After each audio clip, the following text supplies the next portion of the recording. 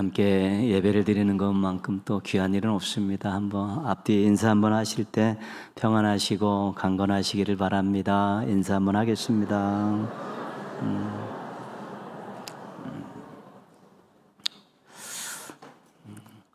세상에 있는 모든 것은 서로 얽혀서 연결되어 있습니다. 그래서 이런 현상, 이런 상황을 우리가 관계다 그렇게 이야기합니다. 관계 가운데 인간관계의 중요성, 대인관계의 중요성은 이루 말할 수가 없습니다. 사람들과 좋은 관계를 맺고 살면 도움을 주고받을 수 있고요, 또 행복을 맛볼 수 있습니다. 근데 사람들과의 관계가 좋지 않으면 불편하고 또 외롭고 또 만족을 느끼지 못하는 경우도 많고 때로는 해코지를 당하기도 하고 그렇습니다. 세상 만사가 인간관계에 달려있다라고 말하는 이유가 거기에 있습니다. 세상 일도 그렇지만 저희들이 이제 목회에 대해서 공부할 때 목회도 인간관계다. 설교를 잘하고 은사가 있고 그래도 성도들과 인간관계를 잘 맺지 못하면 아무런 열매를 거둘 수 없다라고 그렇게 말씀하시면서 목회도 인간관계를 잘 맺는 쪽으로 우선순위를 두고 해가라고 그렇게 가르치고 또 그것을 또 기억하고 지금도 적용하고 있습니다. 인간관계가 중요하기 때문에, 이 대인관계가 중요하기 때문에 인간관계는 투자다 그렇게 말하는 분들이 있습니다. 투자라는 건 뭡니까? 무언가를 넣고 이윤을 얻는 것 아닙니까? 그러니까 인간관계도 시간과 물질과 땀을 넣어야 된다는 것입니다. 그럴 때 좋은 열매를 거둘 수 있다는 것이지요. 그냥 한번 만난 거 가지고 그냥 있으면 그냥 그런 사이지만 시간을 내고 또 만나서 대화하고 또 식사도 하고 애경사도 챙겨주고 또 속 깊은 얘기도 하다 보면 관계가 굉장히 돈독해지는 것 아니겠습니까? 투자한 만큼 거둘 수 있는 것이 인간관계이기 때문에 이 대인관계를 좋게 하기 위해서는 투자해야 되는 것입니다. 남들이 어떻게 해주겠지 기다리다가는 그런 관계가 그냥 소원해지고 또 무산되는 경우가 굉장히 많습니다. 신앙은 하나님과 인간의 관계입니다. 그래서 이런 관계를 우리가 대신관계다 그렇게 이야기하지 않습니까? 대인관계, 대신관계. 근데 우리가 하나님과 우리의 관계를 잘 살펴보면 특징 중에 한 가지는 주도권이 하나님께 있다는 것입니다.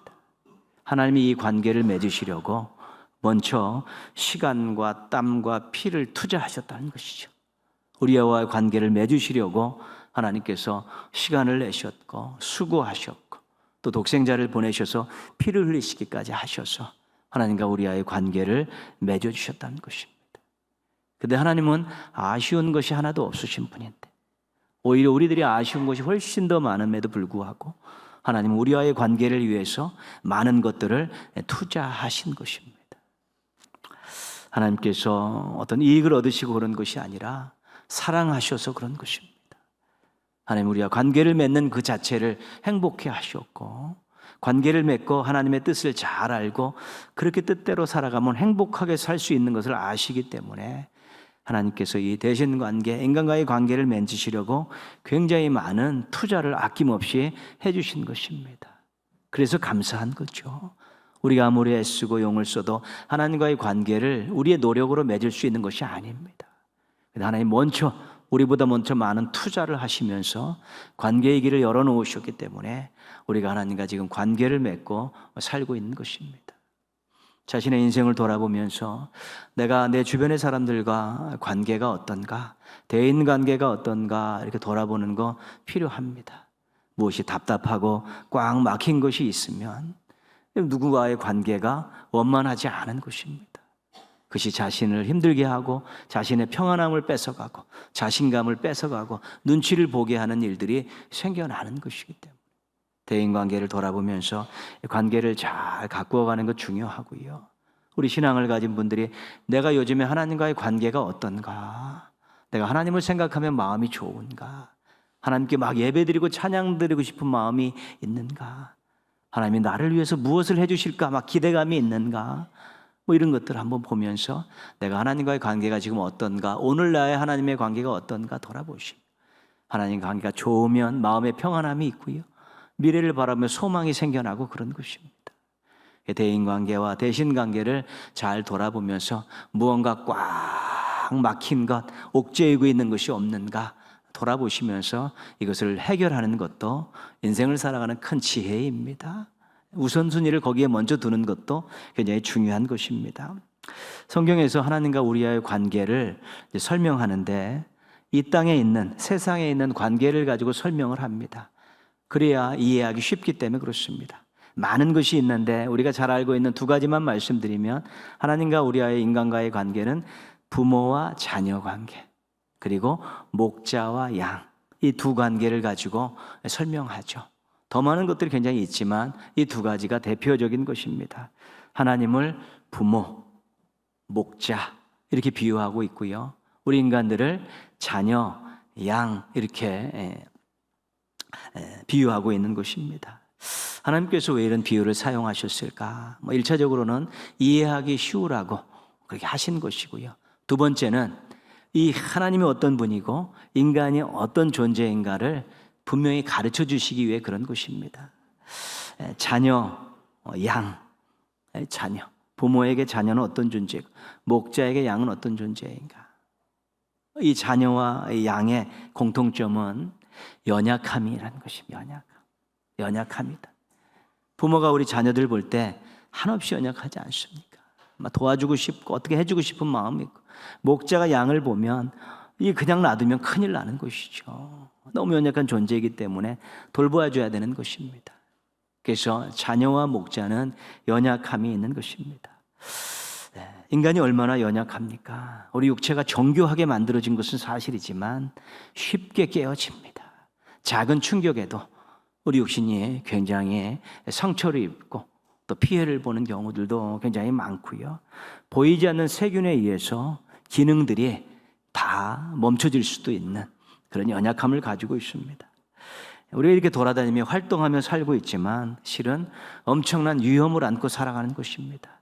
어떤 충격에 의해서, 그런 세균들에 의해서 우리 육신은 얼마든지 쉽게 깨질 수 있기 때문에 그런 것입니다. 마음이라는 것은 굉장히 심오하고 대단한 것이죠. 우리 마음에서 여기서 생각나고 여기서 우러나는 것들이 얼마나 우리 인생들을 아름답고 멋지게 해가는지 모릅니다. 그러나 이 마음이라는 것도 사람의 말 한마디 때문에 무너지기도 하고요, 조금 어려운 힘든 상황을 만나면 뒤죽박죽 돼버립니다. 그래서 혼란스럽고 두려움이 찾아오기도 하고 철렁 내려앉기도 하는 것, 그것이 우리들의 마음입니다. 우리가 마음을 단단히 먹고 살자고 다짐하고 다짐하지만 위험에 잠재성을 안고 살아가는 것입니다.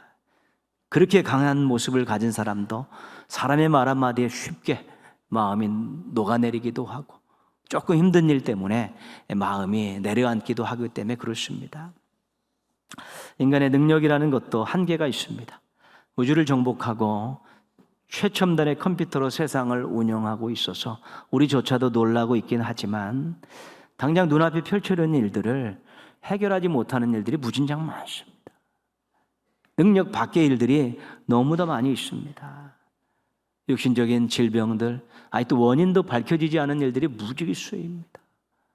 작은 감기조차도 알아내야 되지 그것들을 해결할 수 있는 길이 열려 있지는 않습니다. 일상에서 일어나는 일들, 갑자기 밀어닥치는 일들을 그렇게 자기 능력으로 쉽게 해결할 수 있는 일들이 많지 않습니다. 겪으면서 가는 것이 대부분이지 능력으로 해결하는 일이 그렇게 많지 않습니다. 비 오면 그냥 비 맞듯이 비 멈추게 할 수 없는 그런 상황이듯이 우리에 펼쳐지는 많은 일들이 우리 능력으로 해결할 수 있는 일이 많지 않습니다. 그냥 감당하는 것이고 겪어내는 것이고 그렇습니다. 영원히 살 것 같지만 내일 일을 알지 못합니다. 내일 어떤 일이 일어날 것인가, 당장 1시간 후에 어떤 일이 일어났을까 알 수 없습니다. 그래서 불안한 것입니다. 큰 일을 겪고 나면 나에게 이런 일이 생길 줄은 난 몰랐다. 나는 이런 일을 겪지 않을 줄 알았는데 나도 이런 일을 겪는구나. 그러면서 깊은 생각을 하게 되죠. 내가 참 한없이 연약한 존재구나, 내가 부족한 존재구나, 그런 생각들을 하게 되는 것입니다. 우리들의 주변을 살펴보면 우리의 안전을 보장할 만한 그 어떤 것도 실은 없습니다. 우리 육신, 우리의 마음, 또 우리가 벌어지는 일들을 우리가 마음대로 이렇게 조정하고 그것으로부터 피해를 예방할 수 있는 그런 안전을 보장할 수 있는 것들이 하나도 없습니다. 자신의 능력을 믿고 자신이 그 모든 것들을 다 막아낼 수 있다고 생각합니까? 정치 지도자들이 우리의 모든 것들을 다 안전하게 지켜줄 거라고 생각하십니까? 그 어떤 것도 우리 인간의 안전을, 연약함을 담보할 만한, 담당할 만한 그런 존재는 없습니다. 그냥 막연하게 그래 왔으니까 운이 좋아서 그렇게 버티는 것이지요.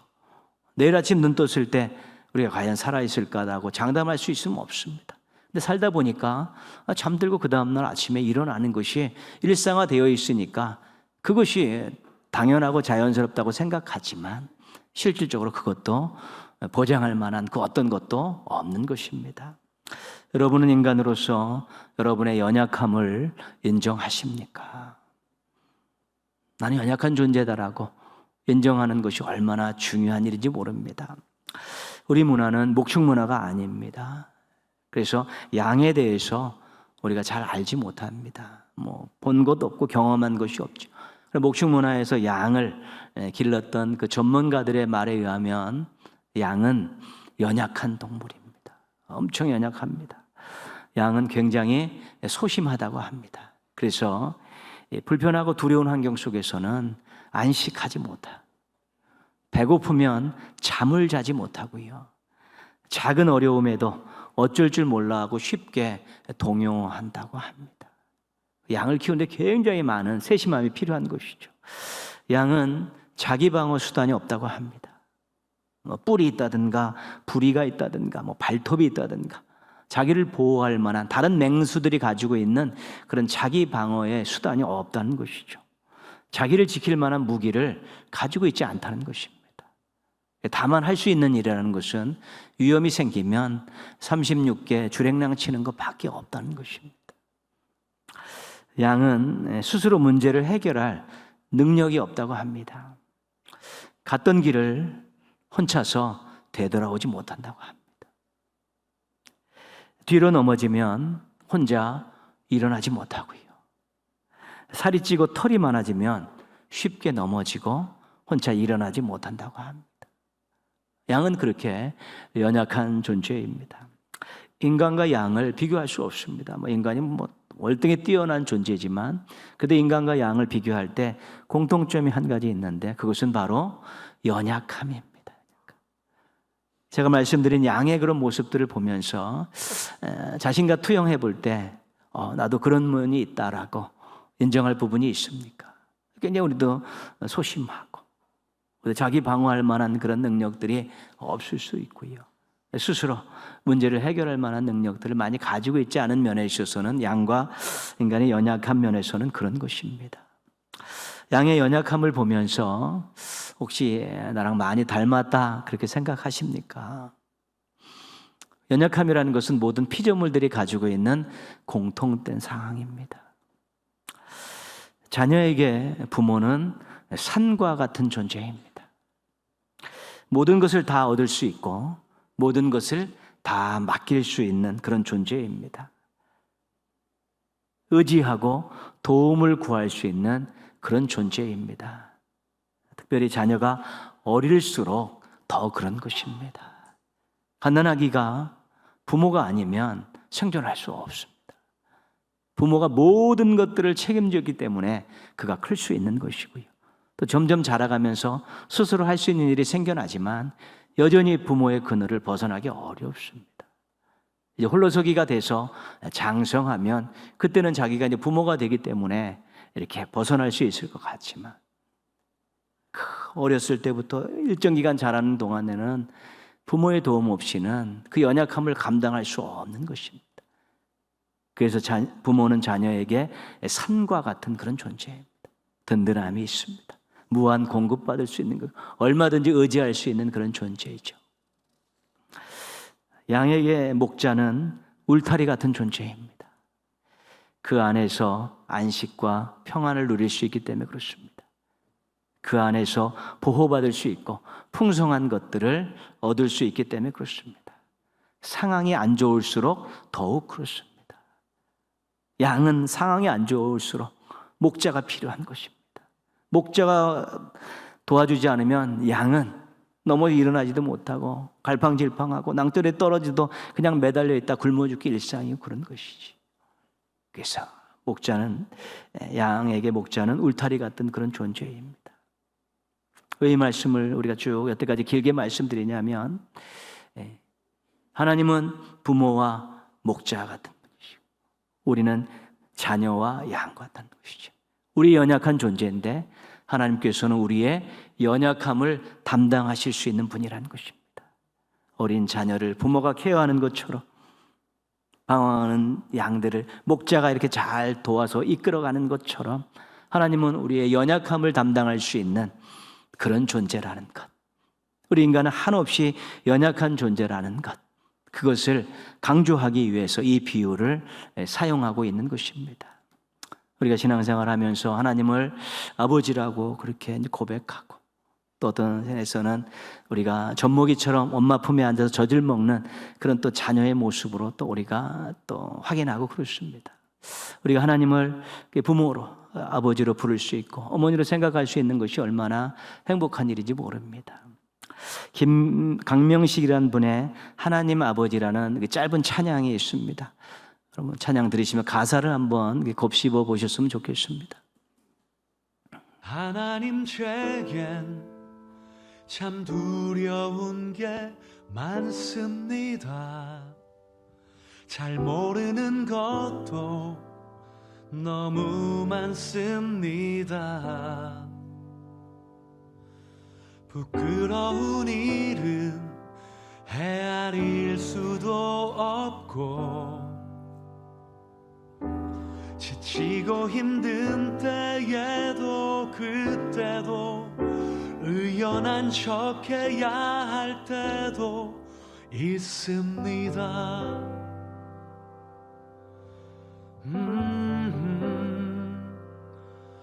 그래도 하나님 아버지, 하나님을 아버지라 부를 수 있어서 난 참 좋습니다.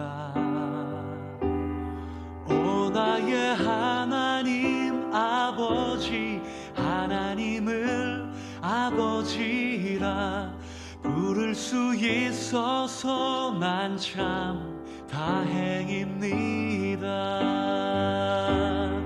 오 나의 하나님 아버지, 하나님을 아버지라 부를 수 있어서 난 참 좋습니다.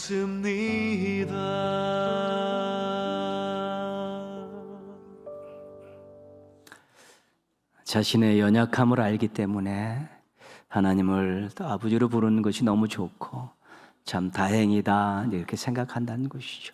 왜냐하면 우리 하나님께서는 부모와 같이 자녀를 양육하시는 분이고 목자와 같이 양을 돌보시고 인도하시는 분인데, 그 하나님을 아버지라 부를 수 있고 그 하나님을 목자라고 고백할 수 있으면 행복한 인생 아닙니까? 연약함을 담당해 주시니까 그게 좋은 것이고 그게 다행이죠. 하나님을 아버지로 부르지 못하는 사람들은 어떻게 살아갈까 이런 생각을 해봅니다. 우리가 하나님을 아버지로 부르면서 좋고 다행이다라는 생각을 하면서 세상에 있는 많은 사람들이 하나님을 아버지라 부르지 못하는데 뭘 믿고 살고 있을까? 어떤 것을 의지하고 살고 있을까? 그런 생각 해보죠.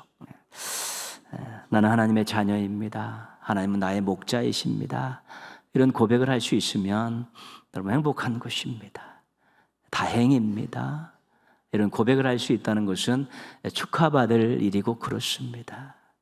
하나님을 아버지로 부를 수 있고 목자로 고백할 수 있는 것이 얼마나 대단한 일인가를 여러분 몸으로 겪으시면서 항상 감사하며 사시기를 주님의 이름으로 부탁드리겠습니다. 오늘 말씀은 포로 생활이라는 엄청난 고난의 시간을 겪고 있는 그 이스라엘 백성들에게 하나님께서 예언자들에게 외치라고 하신 말씀입니다. 포로 생활은 고달프죠. 자기 스스로 이 문제를 해결할 수 없습니다. 그냥 강대국의 그런 폭력 앞에, 권력 앞에 무릎 꿇고 살기 위해서 때로는 비굴하게, 때로는 비참하게 그렇게 살고 있는 것이죠. 자기가 이 환경을 모면할 만한 어떤 능력도 없고 그런 상황에 있는 백성들에게 하나님께서 예언자를 통해 주신 말씀입니다. 9절 말씀 보시면 딱 한 문장으로 되어 있는데요. 너희의 하나님을 보라. 힘든 상황을 겪고 있는 그분들에게 하나님께 예언자를 통해서 너희의 하나님을 보라, 이 말씀을 지금 하고 있는 것입니다. 너희 하나님이 어떤 분인가 생각해 봐라. 하나님이 너희에게 얼마나 큰 은혜와 사랑을 베풀었는지를 생각해 보고 그 하나님을 기대하라. 그런 의미로 너희의 하나님을 보라, 생각해 봐라, 기억해라, 기대하라, 그런 의미로 이 말씀을 주고 계신 것입니다. 그러면서 이제 하나님이 어떤 분이신가를 10절, 11절에서 소개하고 있죠. 10절 말씀 한번 같이 읽겠습니다. 보라, 주 여호와께서 장차 강한 자로 임하실 것이요 친히 그의 팔로 다스리실 것이라. 보라, 상급이 그에게 있고 보응이 그의 앞에 있으며. 하나님을 강한 자로 소개하고 있죠. 강한 자. 성경에서 강한 자는 왕, 용사, 이런 사람들이 강한 자입니다. 힘을 가지고 무언가를 해결하고 도울 수 있는 사람, 강한 자죠. 자녀에게 있어서 부모는 엄청나게 강한 자입니다. 어린 자녀가 부모를 보면 우리 엄마 아빠는 나에게 모든 것을 도와줄 수 있고 모든 문제를 해결해 줄 수 있고 모든 것들을 다 채워줄 수 있는 그런 분으로 생각하지 않습니까?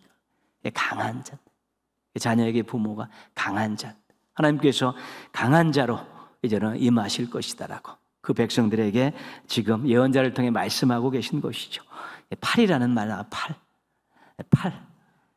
이 팔은 능력을 상징하고 통치를 상징하고 강함을 상징합니다. 특별히 성경에는 오른팔 그리고 편팔 이렇게 나오죠. 오른팔은 이게 통치, 강함, 권력을 상징하는 것이, 그 팔을 펴시면 놀라운 역사를 행하시는 것입니다. 하나님께서 강한 자로 오셔서 이 팔을 가지고 도와주실 것이다라고, 해결해 주실 것이라고, 능력으로 싸워서 이기게 해줄 것이라고 그렇게 말씀하면서 하나님을 강한 자, 또 팔, 능력의 팔, 이것을 이제 소개하고 있는 것입니다. 강한 자로 오셔서 그 팔로 능력으로 너를 도우시는 그 하나님을 바라보고 의지하고 기대하라, 그런 말씀입니다. 두 번째 11절 말씀도 같이 한번 읽겠습니다. 그는 목자같이 양떼를 먹이시며 어린 양을 그 팔로 모아 품에 안으시며 젖먹이는 암컷들을 온순히 인도하시리로다. 하나님을 목자로 소개하고 있습니다. 목자로 소개하고 있습니다. 시편 23편에 보면 목자가 하는 일, 가장 대표적인 일은 인도입니다. 인도하심이죠.